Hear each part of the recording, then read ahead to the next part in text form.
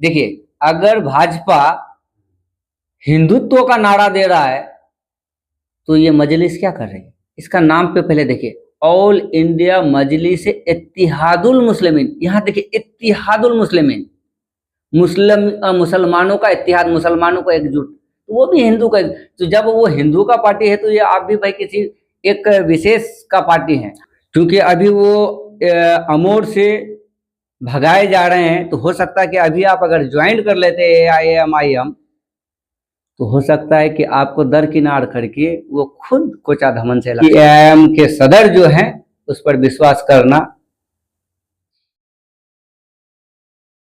के बाद बराबर है। क्योंकि प्रोफेसर मुसव्विर साहब को जिन्होंने लात मारी, जिनके कांधे पर रख करके उन्होंने राजनीतिक कैरियर स्टार्ट, गुफ्तार के गाजी हैं, तो बहादुरगंज ने उसे गुफ्तार का गाजी बनाया, प्रोफेसर मुसव्विर साहब ने बनाया, और यहाँ की उर्दू बज़्म उर्दू अदब ने उसको गुफ्तार का गाजी बनाया। राजनीति से हटाने के लिए हर एक कोशिश जनाब अख्तुल ईमान साहब कर चुके हैं, तो उसको मुंह जब खोलेगा तो उसके बारे में बुरा नहीं बोलेगा तो क्या बोलेगा। जन अधिकार से उनको लेकर के गए थे कि मैं आपको ही टिकट दूंगा और किसी को नहीं दूंगा। ये मैं वहाँ से लाइव था, माजिद साहब से बात हो रही थी। माजिद साहब के साथ साथ क्या कहते हैं, ये अख्तुल ईमान के भाई AIM के घटक दल हो या ना हो, AIM को भी अभी यहाँ के लोग उसी नज़र से देखते हैं कि अगर व्यक्तिगत सिर्फ अख्तुल ईमान का जो कद है वो अलग बात है, लेकिन एज ए पार्टी अब वो किशनगंज से मिटता हुआ नजर आ रहा है। तो खुद डॉक्टर जावेद थे, मैं था तो डॉक्टर जावेद था, या कांग्रेस के जितने भी वर्कर थे सब अपने आप में डॉक्टर जावेद का नाम में भी ही गलत है। तो यहाँ के लोगों ने समझ चुका है और इंशाल्लाह आने वाले इलेक्शन में इन्हें मुंहतोड़ जवाब देगी। किशनगंज के आसपास सीमांचल के कुछ विधानसभाओं में वो एक बरगद का पेड़ थे। शांत अमन पसंद लोग हैं यहाँ के लोग। यहाँ के लोग कभी आ गए थे बहकावे में अलग सी बात है। पूरा सीमांचल, पूरा किशनगंज कांग्रेसी है तो उनका रहना नहीं रहना कोई बड़ी बात नहीं। अगर अख्तुल ईमान साहब भी प्रताड़ित हो रहे हैं, उसके विधायक जो उसके पार्टी में थे अभी राजद में, वो भी प्रताड़ित हो रहे हैं। सलाम आदाब, मैं रमीज रेजा, आप देख रहे हैं द गगन टॉक। हमारे साथ आज हमारे स्टूडियो में हमारे खास मेहमान युवा कांग्रेस के बहादुरगंज प्रखंड अध्यक्ष और किशनगंज के सोशल मीडिया प्रखंड अध्यक्ष जनाब वसीम अकरम साहब रेनू भाई हमारे बीच है। इनसे हम बातचीत करेंगे। वीडियो काफी दिलचस्प होने वाला है। हम राजनीतिक उठापटक पर बातचीत करेंगे, हम तमाम तरह विषयों पर बातचीत करेंगे। क्योंकि अब जो राजनीतिक नए समीकरण बनने जा रहे हैं तो इसमें महागठबंधन की स्थिति क्या होगी। कुछ लोग कह रहे हैं कि महागठबंधन का जो है सुपड़ा साफ हो जाएगा। हम तमाम तरह सवालात का जो है जवाब इनसे जानने का प्रयास करेंगे। वीडियो में आप अंत तक जरूर बने रहें। हम चाहेंगे कि आप वीडियो को अंत तक जरूर सुनिए। तो चलिए डायरेक्ट हम वसीम अकरम साहब आपके पास चलते हैं। सबसे पहले तो आपका वेलकम, खैर मकदम, बहुत बहुत शुक्रिया कि आपने जो है अपना कीमती समय निकाला द गगन टॉक के लिए। हम चाहेंगे कि शुरुआत ही उस सवाल से करें जो आजकल चर्चा का विषय बना हुआ है। मास्टर मुजाहिद आलम जो कि जदयू में थे और वो अब रिजाइन कर चुके हैं, औपचारिकता ही बाकी रह चुकी है, वो MIM में जाएंगे। और अब लोग अंदाजा लगा रहे हैं, जो समीकरण कर रहे हैं MIM और जो जदयू के पूर्व के लोग थे, उन लोगों का कहना है कि अब जो है राजद कांग्रेस महागठबंधन का जो है सुपड़ा साफ होने वाला है किशनगंज और सीमांचल की अगर हम बात करें तो इसको आप किस दृष्टिकोण से देखते हैं? सबसे पहले रमीज रेया भाई आपका बहुत बहुत शुक्रिया, और आपके व्यूअर्स को जितने भी आपके देखने वाले चाहने वाले हैं मैं उनको आदाब नमस्कार व अस्सलाम वालेकुम कहना चाहता हूं। और रही बात कि आपने सवाल किया कि मास्टर मुजाहिद साहब अभी फ़िलहाल रिजाइन दे करके बैठे हैं, औपचारिकता ही रह गई है किसी पार्टी में जाने की। मैं उस पार्टी का नाम नहीं लेना चाहता, वो एक ऐसी पार्टी है जो सीमांचल को ले डूबी। 5 विधायक सीमांचल वालों ने दिया था, लेकिन उसके विधायक उसके पास खुद नहीं रह पाए, तो वो जनता के बीच आज मुंह दिखाने के लायक नहीं रहे। बस अब लोगों के बीच इसलिए पहुंच रहे हैं कि अभी एक मुसलमानों पर एक मामला थोपा गया। आप सब वाकिफ हैं वक्फ बिल के कानून के खिलाफ, तो ये लोग जनता के बीच जा पा रहे, वरना तो ये लोग को ऐसी नौबत आ गई थी कि लोग जनता इन्हें पिटाते दौड़ाते रोडों पर। तो रही बात, अभी मैं मास्टर मुजाहिद साहब को दिल की गहराई से मानता हूं, बशर्ते मैं उनके पार्टी की वजह से मैं उन्हें लोकसभा इलेक्शन पे साथ नहीं दिया था, लेकिन मैं उसको दिल से मानता हूं। तो मैं चाहूंगा कि सर अभी आपको कोई पार्टी ज्वाइन करने की जरूरत नहीं है, क्योंकि अभी थोड़ा सा समय रखिए, धैर्य बनाइए, क्योंकि आप बहुत बड़े ओहदे पे हैं, तो आपको हमारी शायद की सहायता की जरूरत नहीं है। लेकिन मैं ये कहना चाहूंगा कि एआईएम के सदर जो हैं उस पर विश्वास करना गधे पर विश्वास करने के बाद बराबर है। क्योंकि प्रोफेसर मुशब्बिर साहब को जिन्होंने लात मारी, जिनके कांधे पर रख करके उन्होंने राजनीतिक कैरियर स्टार्ट किया, अगर वो आज गुफ्तार के गाजी हैं तो बहादुरगंज ने उसे गुफ्तार का गाजी बनाया, प्रोफेसर मुशब्बिर साहब ने बनाया, और यहाँ की उर्दू बज़्म उर्दू अदब ने उसको गुफ्तार का गाजी बनाया, वरना तो वो कुछ नहीं थे। एक किसान से आकर के क्या कहते हैं दवाई की दुकान खोले थे, बाद में एजेंसी बनी, उसके बाद उन्होंने मुखिया का नॉमिनेशन दिया, तो यहाँ के लोगों ने ही उसका मुखिया का नॉमिनेशन रद्द करा करके जिला परिषद लड़ाया था। तो वो किसी का आज तक हुआ नहीं है, क्योंकि जिन्होंने नाम बदला, जिन्होंने गांव बदला, वो आपके कांधे पे रख के कुछ भी कर सकता है। क्योंकि अभी वो अमोर से भगाए जा रहे हैं, तो हो सकता है कि अभी आप अगर ज्वाइन कर लेते एआईएमआईएम, तो हो सकता है कि आपको दरकिनार करके वो खुद कोचा धमन से इलेक्शन लड़ ले। और रही बात कि अभी इंडिया गठबंधन में जो सूरत हालात है, अगर ये गठबंधन ऐसी ही रहती है तो इसको हमें नहीं लगता है कि किसी नेता को मौका मिलेगा।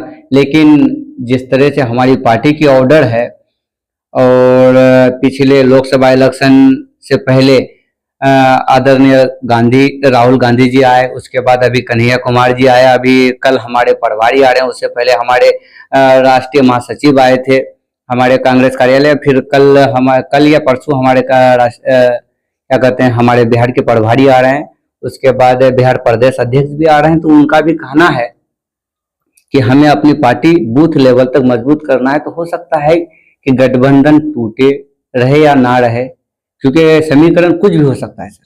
हालांकि मसूद आलम को लेकर सोशल मीडिया में कुछ दिन से चर्चा भी है, एमआईएम के लोगों द्वारा कुछ बातें कही भी जाती है, लेकिन एक बात ये भी है ना, आपने उनका नाम लिया कि जब भी वो इंटरव्यू देते हैं तो सिर्फ वो जो है अख्तुल ईमान और एमआईएम के बारे में ही जो वह बातें करते हैं, चाहे उनके अंदर कोई भड़ास या जो भी हो। तो ये भी किस हद तक सही है कि आप सिर्फ एक ही पार्टी को जो है जब भी जुबान खोलते हैं उसको ले जाते हैं? सर देखिए, बशर्ते मुशब्बिर साहब ने एआईएमआईएम को नहीं सींचा है, लेकिन पार्टी के बिहार सदर और जितने भी जिला लेवल के जितने भी कार्यकर्ता उनके थे, जितने भी पद पे थे, जो पद पे नहीं थे, चाहने वाले थे, उन्होंने रिक्वेस्ट बाय रिक्वेस्ट जन अधिकार से उनको लेकर के गए थे कि मैं आपको ही टिकट दूंगा और किसी को नहीं दूंगा। ये मैं वहां से लाइव था, माजिद साहब से बात हो रही थी, माजिद साहब के साथ साथ क्या कहते हैं ये अख्तुल ईमान के भाई जो अभी वो ऑक्सफोर्ड चलाते हैं, क्या नाम है उनका, तफीउर रहमान साहब से बात हो रही थी, और वहां से एक और किसी से बात हो रही थी। तो वो लोग का कहना था कि आप ही को मिलेगा, आप यहाँ के बहुत चर्चित नेता रह चुके हैं, पिछले 2 इलेक्शनों में आपने सेकंड किया और हमेशा आप इलेक्शन लड़ के आए हैं, आपके अलावा किसी को नहीं मिलेगा। तो इस बंदे को राजनीति से हटाने के लिए हर एक कोशिश जनाब अख्तुल ईमान साहब कर चुके हैं, तो उसको मुंह जब खोलेगा तो उसके बारे में बुरा नहीं बोलेगा तो क्या बोलेगा। आज भी लोग कह रहे हैं कि एमआईएम की जो पकड़ है वो जस के तस है, और आज भी वो लोग तो बोले थे कि हमारे 4 गए थे लेकिन हम आप 24 लेकर आएंगे, क्योंकि आप भी लोगों के बीच रहते हैं। क्या जमीन में क्या कुछ नजर आता है? देखिए सर, जमीन का स्थिति ये है कि आज ये वक्फ बोर्ड का मामला ना आया होता तो एआईएमआईएम की स्थिति यहाँ लमसम पिछले इलेक्शन के बनिस्बत इस इलेक्शन में 60% नहीं 70% जा चुकी है। जहां 90,000 वोट मिला था, अभी उसको 20,000 वोट भी नहीं मिलने वाला था। लेकिन व्यक्तिगत सिर्फ अख्तुल ईमान का जो कद है वो अलग बात है, लेकिन एज ए पार्टी अब वो किशनगंज से मिटता हुआ नजर आ रहा है। लेकिन अब एक नया जो कानून आया है जो मुस्लिम विरोधी है, तो उसके तहत वो अभी जनता के बीच में जा पा रहे, वरना तो उसके कोई भी नेता जो उसके पार्टी से जीत के गए या वो हैं तो वो जनता के बीच में जा नहीं पा रहे थे। देख सकते हैं वीडियो में मेरे सोशल मीडिया में कि अख्तुल ईमान साहब भी प्रताड़ित हो रहे हैं, उसके विधायक जो उसके पार्टी में थे अभी राजद में, वो भी प्रताड़ित हो रहे हैं।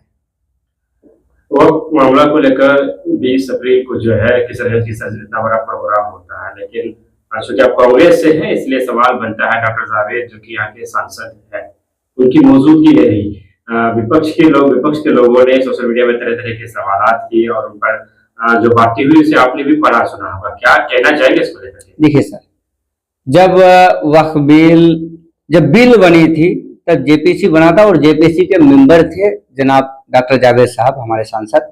तो वो हम लोग को कहे थे कि बाबू हम लोग सबके विरोध में है, लेकिन ये सरकार मानने को तैयार नहीं है, लेकिन हम लोग के खिलाफ आएगा और जो भी कानून बन के आएगी मैं उसका विरोध करूंगा। और हिंदुस्तान का दूसरा आदमी, पहला जनाब असदुद्दीन अवैसी साहब में भी मतलब दोनों में से कोई एक पहले गए हैं और उसके बाद तो वो थे, और सीमांचल बिहार के तो पहला आदमी है ये हैं। तो वो सुप्रीम कोर्ट गए, अपना केस भी दायर किए और उसका वकील भी लड़ रहा है। और उस दिन वो आए भी थे एक दिन पहले, लेकिन एक इमरजेंसी मीटिंग होने के कारण, कांग्रेस की एक इमरजेंसी मीटिंग होने के कारण वो चले गए। और पूरे जब पूरा सीमांचल, पूरा किशनगंज कांग्रेसी है तो उनका रहना नहीं रहना कोई बड़ी बात नहीं है। अगर आप थे तो खुद डॉक्टर जावेद थे, मैं था तो डॉक्टर जावेद था, या कांग्रेस के जितने भी वर्कर थे सब अपने आप में डॉक्टर जावेद थे। राजद हो, एमआईएम हो और दीगर पार्टियों सभी की जो है जिम्मेदारान वहाँ पे मौजूद है और आप कहते हैं कि हम थे, यानी जनता उन्हें वोट तो देती ही है, इसलिए उनके रहने से कोई ज्यादा फर्क नहीं पड़ता है, क्या यही वजह रहेगी?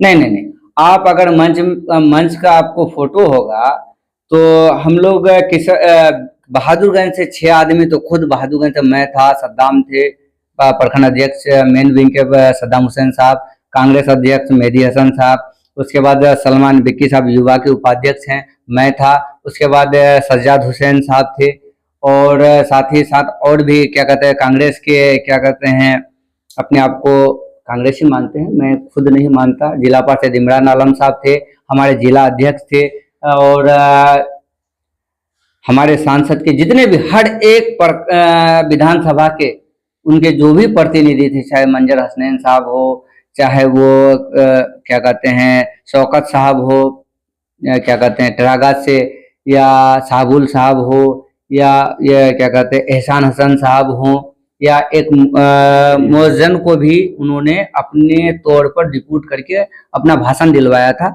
वो भाषण भी शायद आप लोगों के पास रिकॉर्ड होगा। करीब ही विधानसभा चुनाव होंगे बिहार में, 2025 का जो विधानसभा चुनाव है वो काफी दिलचस्प जो है होने वाला है, इस तरह की उम्मीद की जाती है। क्या लगता है, हम पूरी बिहार की बात नहीं करेंगे, पहला सवाल सीमांचल किशनगंज को लेकर है, यहाँ महागठबंधन की क्या भूमिका रह पाएगी, महागठबंधन क्या कुछ कर पाएगा?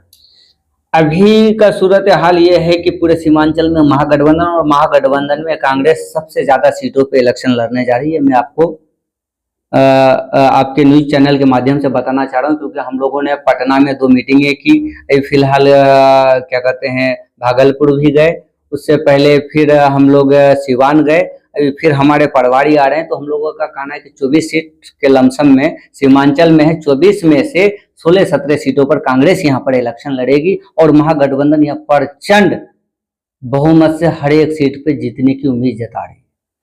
महागठबंधन सरकार बन पाएगी, आप लोग सरकार पे आ पाएंगे, बीजेपी को हरा पाएंगे? देखिए, हम लोगों का मुद्दा पलायन का मुद्दा, रोजगार का मुद्दा, नौकरी का मुद्दा, और बिहार को विशेष राज्य का मुद्दा, शिक्षा का मुद्दा, इस मुद्दों पर हम लोग काम कर रहे हैं, ना कि हम लोग जात और पात पर।